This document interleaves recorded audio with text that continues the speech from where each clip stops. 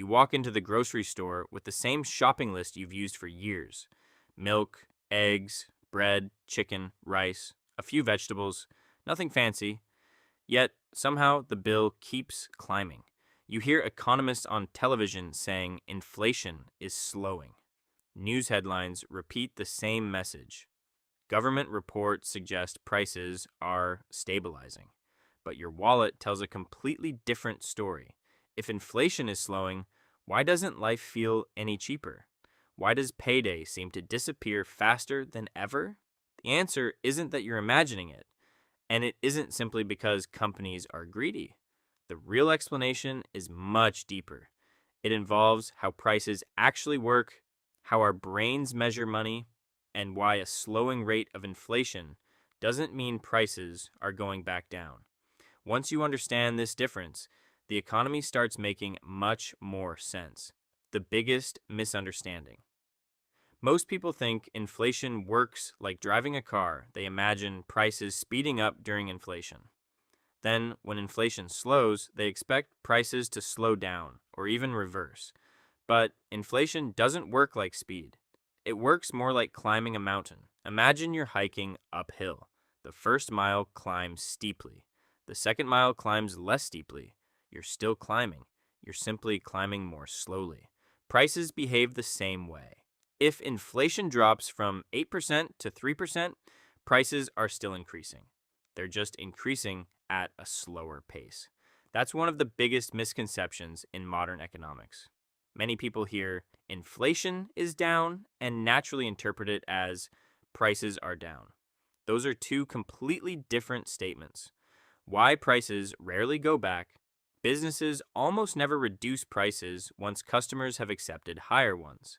Imagine a neighborhood coffee shop. Coffee beans became more expensive.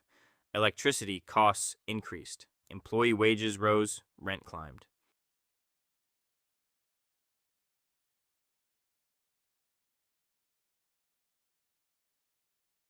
There's another reason life still feels expensive, even after inflation slows. Your income and your expenses rarely move at the same speed. Imagine getting a 4% raise after a year of hard work. At first, it feels like progress. Your paycheck is a little larger, and you start thinking you'll finally have more breathing room. But during the previous 2 years, your rent increased by 15%. Your grocery bill climbed by 20%. Insurance premiums rose. Utility bills crept higher. Streaming services, phone plans, and everyday necessities quietly became more expensive. That 4% raise isn't starting from where you were before. It's trying to catch up with years of higher costs. Many households aren't falling behind because they're earning less.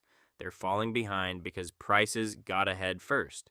That's why someone can earn more money than ever before and still feel financially stressed. The hidden weight of everyday expenses. Most people expect major purchases to affect their budget: a car payment, a vacation, a new appliance. But it's the ordinary expenses that slowly reshape your financial life. Think about buying groceries every week. A loaf of bread costs a little more. Eggs increase again. Coffee becomes slightly more expensive. Cleaning supplies go up. None of these purchases seems dramatic on its own. Yet together, they create a constant pressure that follows you every single week. This is sometimes called the drip effect. No single drop fills the bucket. Thousands of tiny drops do. Housing changes everything. For many families, housing is the single largest monthly expense. When rent or mortgage payments rise, everything else becomes harder.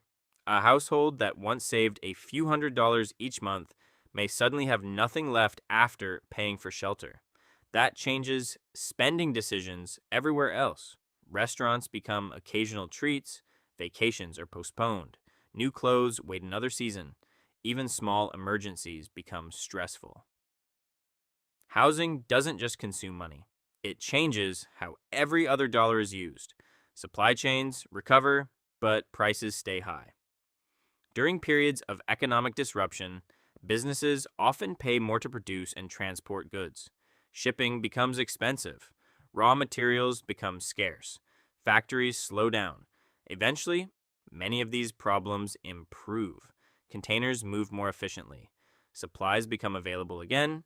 Transportation costs stabilize. So, why don't prices immediately return to previous levels? Because businesses rarely rebuild their pricing from scratch. Instead, today's price becomes tomorrow's starting point. If customers continue buying at the new price, companies have little incentive to reverse earlier increases. Competition can lower prices in some industries, but in many cases, prices simply level off instead of falling. Consumer habits matter more than we think. Markets don't operate on costs alone, they also respond to behavior. When shoppers continue purchasing products despite higher prices, businesses receive an important signal. Demand remains strong. If demand stays healthy, companies often keep prices where they are. This doesn't necessarily mean businesses are acting unfairly. They're responding to how markets function. Prices are influenced by both production costs and consumer willingness to pay. It's a constant balancing act between supply, demand, competition, and customer expectations.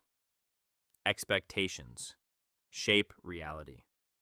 Economics isn't only about numbers, it's also about confidence. If businesses expect future costs to rise again, they may build that expectation into today's prices. If workers expect living costs to keep increasing, they negotiate for higher wages. If landlords expect maintenance and taxes to become more expensive, rents may increase in anticipation.